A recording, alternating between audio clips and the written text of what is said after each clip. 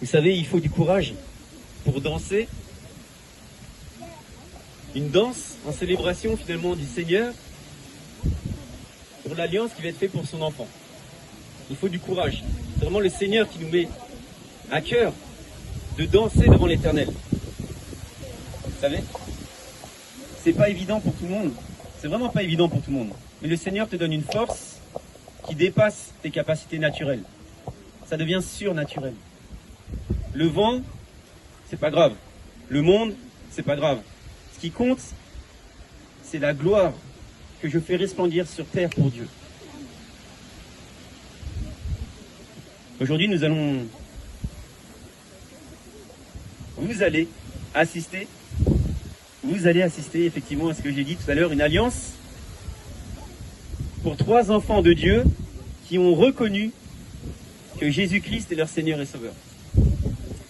Vous êtes les témoins, vous êtes des témoins privilégiés, et je sais que cette parole, la parole que l'on va partager à cet instant, va s'ancrer dans vos cœurs, parce que ce sera le moment où vous vous rappellerez que quand vous étiez venus en plein mois d'août au bord de la Seine, et qu'il faisait pas beau, et vous avez entendu une parole qui a résonné dans votre conscience.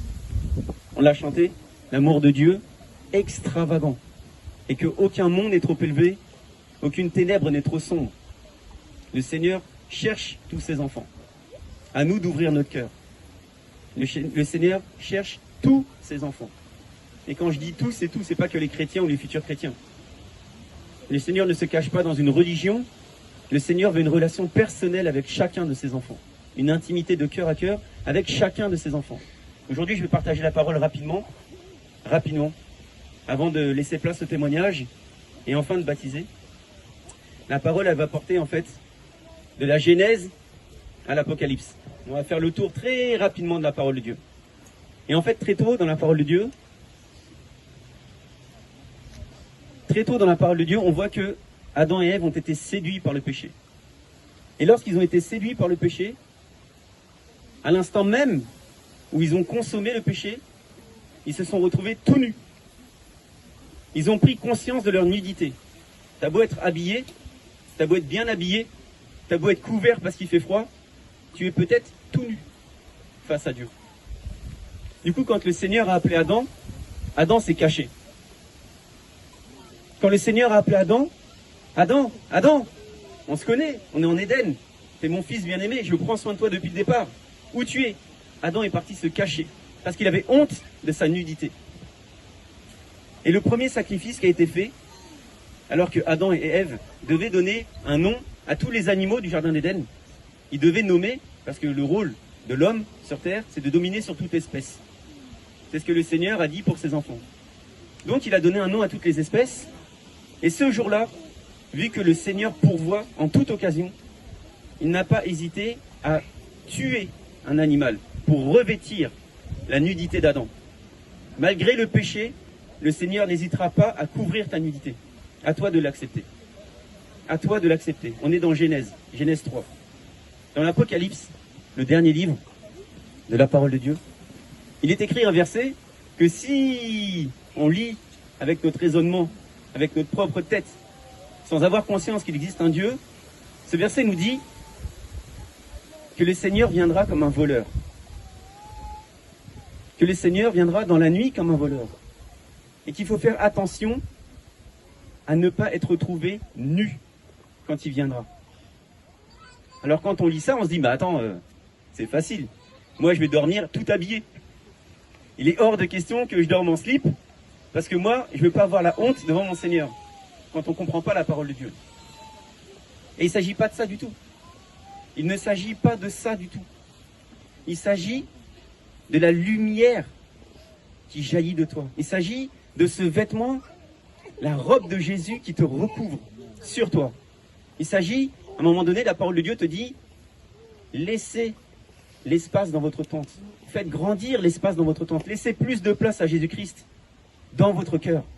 Vous voyez, on peut être habillé, on peut être revêtu, mais être complètement nu au regard de Jésus-Christ. C'est extrêmement important. C'est vraiment extrêmement important.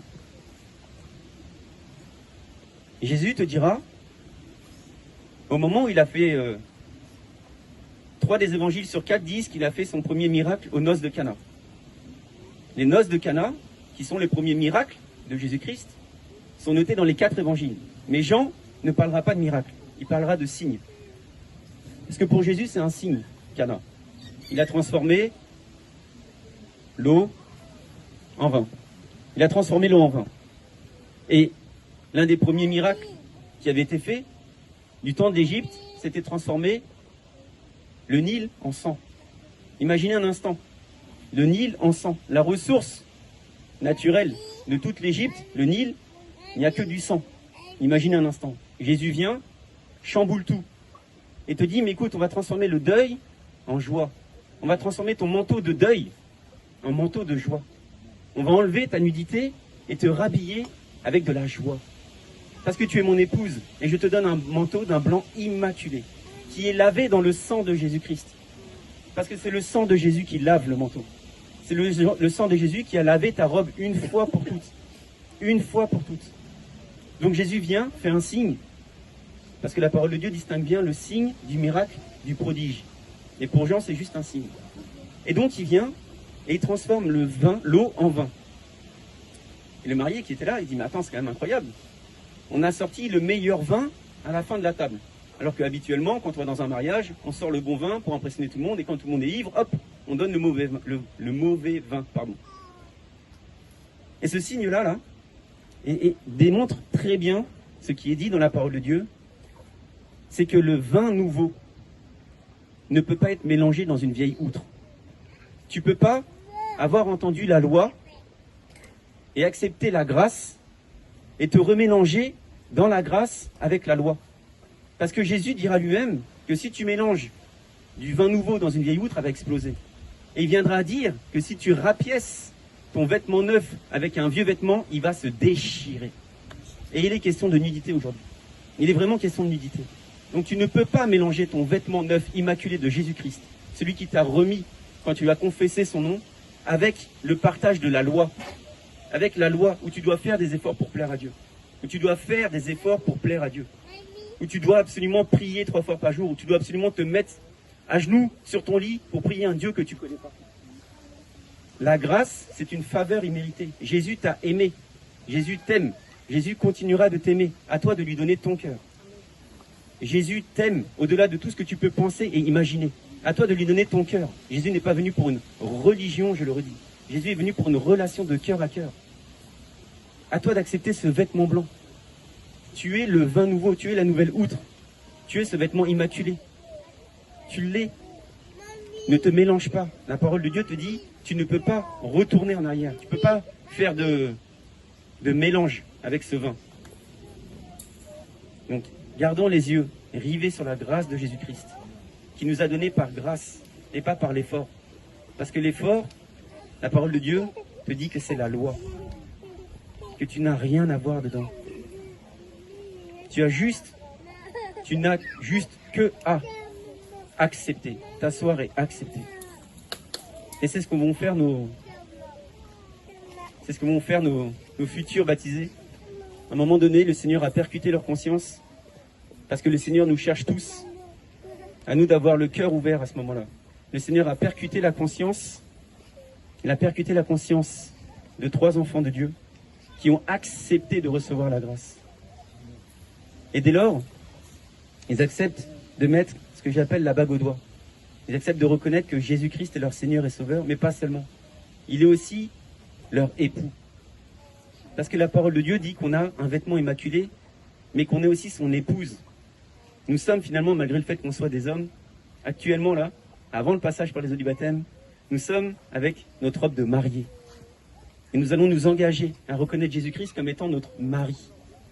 Même si les noces de l'agneau se feront au moment de l'enlèvement, Sur terre, nous faisons partie de ceux qui ont reconnu qu'on allait épouser notre futur époux, qu'on allait rencontrer notre futur époux, Jésus-Christ. Et tout ceci ne se fait qu'avec une conviction de cœur. Parce que le baptême ne sauve pas. Le baptême marque juste une alliance. Quand on reconnaît pleinement ce Jésus-Christ, qui continue de faire des signes, qui continue de faire des miracles, et qui continue de faire des prodiges. Parce que le plus grand prodige, c'est pas de transformer le ciel en rouge, comme le dit l'Apocalypse. Le plus grand prodige, c'est que tout enfant de Dieu puisse donner son cœur à Dieu. Le plus grand prodige, c'est une véritable conversion. Une conversion qui vient du cœur. Parce que le Seigneur te demande de tout ton cœur de confesser Jésus. Et alors tu es sauvé. Il ne te demande pas d'imiter ton Père, il ne te demande pas de naître dans un foyer pieux. Il te demande de confesser Jésus-Christ de tout ton cœur. À un moment donné, tu as arrêté de raisonner. Tu as arrêté d'essayer d'expliquer pourquoi. Tu as arrêté d'essayer de comprendre ce qui se passe. Tu as juste accepté. Accepté de recevoir la grâce. Accepter de reconnaître que le Seigneur t'appelle, toi, à faire des miracles et des prodiges. Accepter de reconnaître que le Seigneur t'appelle, toi, à aller prier pour un malade, à aller confesser la parole, à aller proclamer la parole de Dieu, à toucher les cœurs, parce que Jésus ne s'impose jamais. Jésus ne s'imposera jamais. Et il a plu à Dieu de demander à l'homme de partager sa bonne parole. Parce qu'on n'a pas un Dieu totalitaire, on a un Dieu d'amour. Et Dieu utilise ses enfants pour propager la vie. Et le monde dans lequel on vit ne donne que des paroles de mort. Tu es malade, tu n'as pas assez d'argent. Mais Jésus, dans la bouche de ses enfants, proclame la vie, et la vie en abondance. Donc vous êtes ses enfants bien-aimés, nous sommes ses enfants bien-aimés. Nous participons à une alliance avec d'autres de ses enfants bien-aimés qui vont répandre l'évangile, répandre la grâce, répandre le miracle, répandre le prodige, répandre l'amour de Dieu envers leur famille, envers leur quartier, envers leur voisinage, envers leur entreprise, envers tous ceux qui s'approchent d'eux, tout simplement. Amen. Amen, amen. Amen. Je sais que cette parole va entrer dans un cœur. Parce que le Seigneur t'a dit qu'il circoncie ton cœur. Que tu avais un cœur de pierre, qu'il te transforme en cœur de chair. Que la circoncision vient du cœur. La circoncision vient du cœur. Vous savez, il n'y a pas de marque de circoncision. Elle est dans le cœur. Elle est cachée, là où est Jésus, dans notre cœur. On lui laisse toute la place. Et parce qu'on lui laisse toute la place, alors on profite de cette vie en abondance. La vie en abondance, c'est la vie que Jésus a dit qu'il donnait à tous ceux qui le suivaient. La vie en abondance, c'est pas une vie où on est malade. C'est pas une vie où on est triste. C'est pas une vie où on s'en fait pour sa famille. C'est pas une vie où on a du peur du lendemain. C'est une vie où on accepte de laisser Jésus guider notre vie. C'est une vie où c'est le Saint-Esprit qui guide ta vie. Parce que la seule alliance sur terre entre Jésus et ses enfants, ça se fait par le Saint-Esprit. Et le Saint-Esprit, c'est la seule chose qui différencie une relation personnelle avec Jésus d'une religion. Parce que le Saint-Esprit est absent dans toutes les religions. Le Saint-Esprit est absent de toutes les religions. Vous prenez n'importe quelle religion, vous regardez, Jésus-Christ est né surnaturellement de la part du Saint-Esprit, et après le Saint-Esprit n'existe plus. On croit que les miracles et les prodiges sont du temps de Jésus. On croit que la parole prophétique, c'est du temps de Jésus, ou d'avant. Mais le Saint-Esprit te met à cœur de partager une parole. C'est prophétique. Le Saint-Esprit ouvre tes yeux sur ce qui va arriver, pour bénir une sœur, pour bénir un frère. C'est le Saint-Esprit. Le Saint-Esprit guide notre vie. Et c'est un véritable baptême. C'est un magnifique baptême. Parce que dans nos baptisés, il y a des baptisés qui sont déjà baptisés justement du Saint-Esprit. Et vous savez, le baptême du Saint-Esprit, c'est pas un baptême qui doit arriver une fois dans une vie. Le baptême du Saint-Esprit, c'est quelque chose qu'on recherche. C'est quelque chose qu'on désire. C'est quelque chose qu'on souhaite tous les jours de notre vie. On se baptise une seule fois devant l'homme. Une seule fois devant l'homme. Et on confessera nos témoignages, on partagera nos témoignages quelque part une seule fois devant l'homme. Parce que le Seigneur te demande d'être son témoin. Et être témoin de Jésus-Christ, c'est ce que j'ai dit tout à l'heure. C'est prier, c'est proclamer, c'est délivrer, c'est libérer les captifs. Ceux qui sont enfermés dans des prisons où il n'y a pas de barreaux. Les prisons de leur conscience. Et Jésus-Christ vient pour purifier ta conscience, pour libérer ton âme, parce qu'il est le gardien de ton âme. Et je remercie vraiment le Seigneur pour Dimitri, pour David, pour Lewis, qui s'engagent aujourd'hui. Je vais leur laisser toute la place pour le témoignage. Parce que comme je vous le dis, on ne témoigne quelque part qu'une seule fois dans sa vie au moment du passage par les eaux du baptême, et après cela on devient témoin de Jésus-Christ. Et on est témoin de Jésus-Christ non pas avec notre bouche, mais avec le Saint-Esprit. Parce que le Saint-Esprit t'amènera à faire des choses que tu ne peux même pas dire, des choses ineffables, des choses que tu ne peux même pas partager, des choses que même les yeux ont du mal à voir et à croire, tout simplement. Amen.